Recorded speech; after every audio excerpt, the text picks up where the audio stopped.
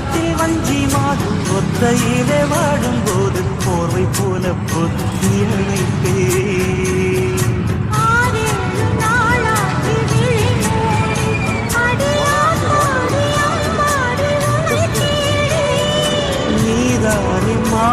என் இளஞ்சோடி உனை நீங்காது என்றும் என் உயிர் நான்